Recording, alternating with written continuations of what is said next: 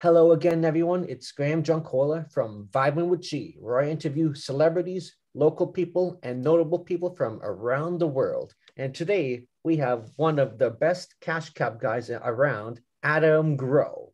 And he's a comedian Yes, too. I love it. I love because you're hinting at the fact that there's been a cash cab at some point in time in over 30 different countries, and Yeah, I'm one of the best of all the yeah, cash cab guys. There's yeah, been cash cab gals too, but I yeah. love it. They're all heroes of mine. Oh, Adam, that's so nice. Yeah. So let's get things started, shall we? Okay. So you were originally born in New York. How come you wanted to move to Canada?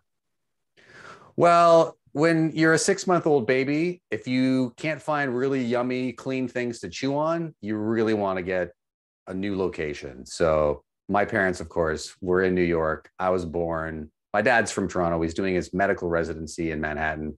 We were only there for less than a year of my life. So I didn't really have much of a choice. And I love New York. I've been back many times. That's good. I'm also a foreign born person, but I wasn't from New York. I'm from a country in Eastern Europe, Eastern Asia, called What's the Georgia. name of? Oh, Georgia. Okay. All right. I've Nice and never been to easy. that. I've never been to that part of the world. Have you been back recently? Nope, I really want to, though. Yeah. And so is that in your plans? Are you gonna once things open up again, you're gonna get Well, back? I don't know, because you know how there's a lot of killing in that place. So it's going to take some time. It's not safe yet. Okay. Not safe. Wise. I mean, to be honest, there's a lot of killing in New York too, but Oh, maybe my. not per capita and of the same nature. I shouldn't joke. Killing of any kind is not good. Vibing with the G is about positive, keeping people Yeah, alive. I like your Yeah. Okay. spirit. Okay. So I heard that you were a full-time DJ. How did that start?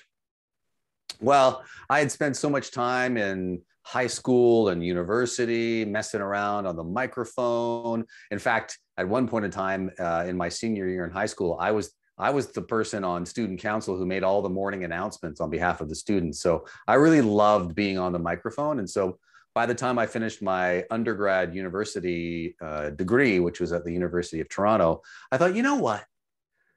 Graham, I'm going to check it out. I'm going to make sure that I really want to go down this pathway that I studied. So I'm going to go back to Humber College and get a certificate in something that I think is more practical and immediate. And I chose radio, and it was an 8-month program, and I just loved radio. I still love radio, and I worked full time for about 5 to 7 years. I can't remember exactly how long, and I really enjoyed it. It just didn't have the longevity. the, Hmm. the funny thing that I like to mention, Graham, is that I left radio to pursue a career that in something else that was a little bit more stable, a little bit more stable and not so volatile. And Mhm. so that career I chose instead of radio was stand-up comedy. Yeah. Can you believe that? That's not, but that just What's speaks to how crazy radio is. Radio is just nuts. okay? So you mentioned about changing your career. How come you wanted to be a comedian instead of a DJ? Well, at the time that I was working in radio, I had been full time and I worked my way up, and I was the morning announcer, which is the primo gig in radio in small and medium markets. And I was trying to get back to a bigger market. So I ended up in Toronto. But I had to compromise. I had to kind of take a step sideways in my career. And so I was a part time announcer instead of full time when I ended up back in Toronto just to get the big market experience. So I had to do some other stuff to pay the bills and keep creatively satisfied. And so I started because I had done stand up years before as a college student, but never really thought about it seriously. So when I was doing part-time radio in Toronto, I thought, well, I'll just dabble in stand up. So at one point in time, I was doing all of them. I was doing, I got my acting career going. I was doing radio, TV, stand up comedy, all of them. And at one point in time, I started to get really busy, and I was starting to ask for time off so I could tour with stand-up comedy, like do, club tours or cruises.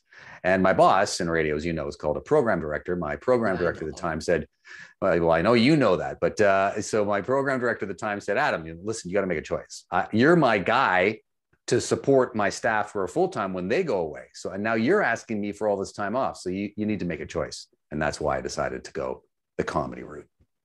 Ha ha ha. So you're known as the cash cab guy or CCG. How did you get into that? CCG, Vibin with the G. I love it. It's got a great ring with it, right? Yeah. So Cash Cab was like an audition, like you might expect for any hosting job on a television program. So you have an agent as an actor or a host, and that agent submits you or gets asked to submit you for different projects. And that can be a walk on, like a small part on a movie or a TV series, or it could be to host a show. So my agent got a request to submit people that my agent thought would be good to host this new show. In fact, I don't know how old you are, but do you remember the show Last Comic Standing? I'm not so sure. I think I might have talked about it with one of my previous guests, but I'm not so sure. Okay, so it's like a reality show. Anyway, it's kind of like The Bachelor and The Bachelorette of stand-up comedians. So my agent at the time got a request to submit people to two shows. One was called Last Comic Standing, and the other one was this thing called Cash Cab. And I knew what Last Comic Standing was, but I wasn't interested as a comedian or as a person to go into, you know how they do these reality shows for some of them, right? You go and you live at this mansion and you all have to be crazy and zany and difficult to be with or whatever to kind of get attention. And I wasn't interested in that competition. So I didn't even submit for that, but I thought, oh, Cash Cab is a game show. I've always wanted to host a game show. I had no idea what it was. And so I just went to the audition, and it was basically, I met the producers at a parking lot, hopped into a minivan and drove them around asking them trivia questions. And that's how it happened. Sweet. I got a couple of long questions here, so be prepared. Okay.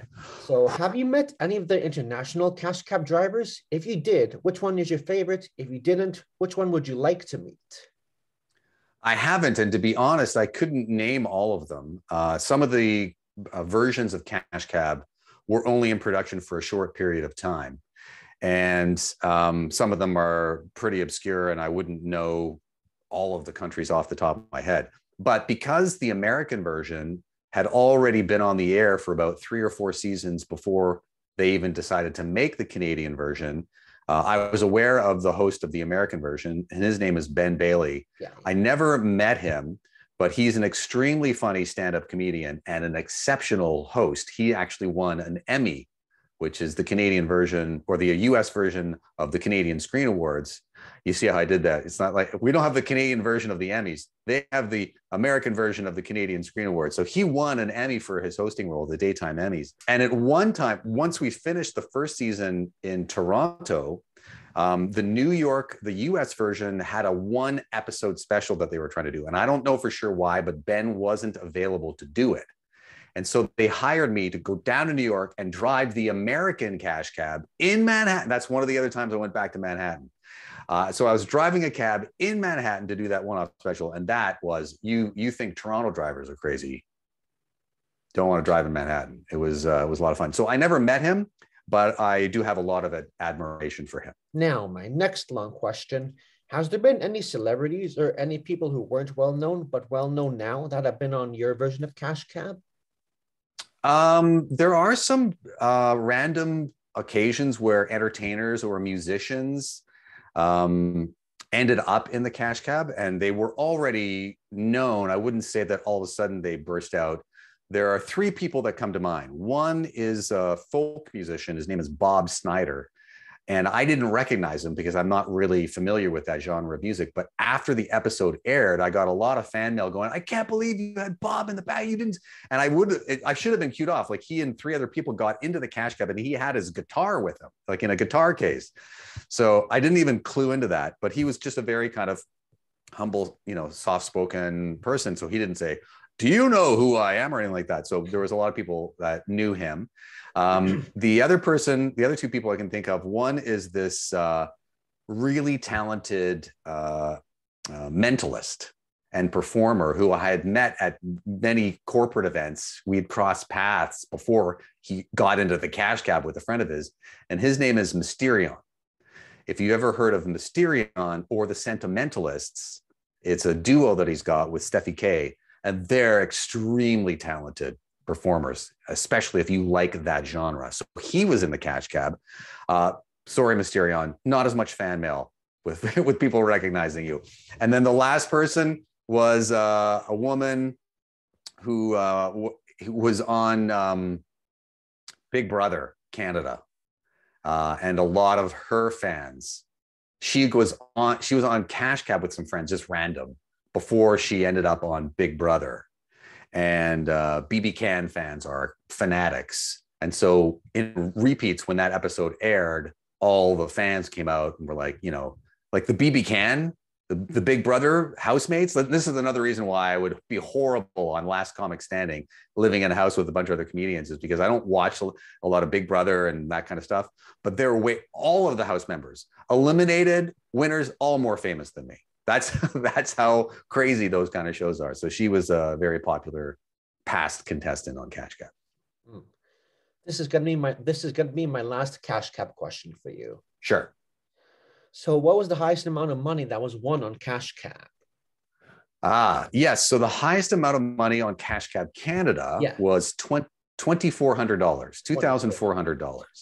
And the way that they won that is by the last 2 or 3 seasons, at least, we introduced a new game element that wasn't there for all of our 8 seasons. The video bonus question? Well, it was the triple bonus. So there was always a video bonus question, but on the triple bonus, we tried to up the ante so that if you and your friends or your family in the Cash Cab got to your destination successfully, obviously without getting kicked out, and you also got there without getting a single strike, like no X's whatsoever. Yeah. The video bonus question was valued at triple instead of double. So that's how somebody won $2,400. So they obviously had won $800 in the Cash Cab. Yeah, I know. I sometimes get caught up in the math, especially when I'm driving. And so I know in the American version that there were contestants that won a little bit more than that, because they had a After Dark version where it was like double all the way across. So I think some people in the American version at least won like $4,000 or $5,000. But on the Canadian one, $2,400. But I got to be honest with you, Graham, like when people were in the Cash Cab and they would get to their destination and they'd win $600 on a short ride, it was like they won $1 million. They don't have to win $2,400 because they just got in the cab. They had no idea. And they're just so excited that they got it, made it to their destination, didn't strike out, and got that money. And so, you know, we didn't need to actually increase the value, but that's what it was. Well, thank you for being episode number 4 today, Adam. I can't wait to release it on YouTube and see what your Cash Cab fan mail is going to say. Yeah, well, I hope that you get some, and I hope that I get some feedback, and I'm happy to share it once you send me the links. And it's been a pleasure speaking with you, Graham. Yeah, you too, Adam.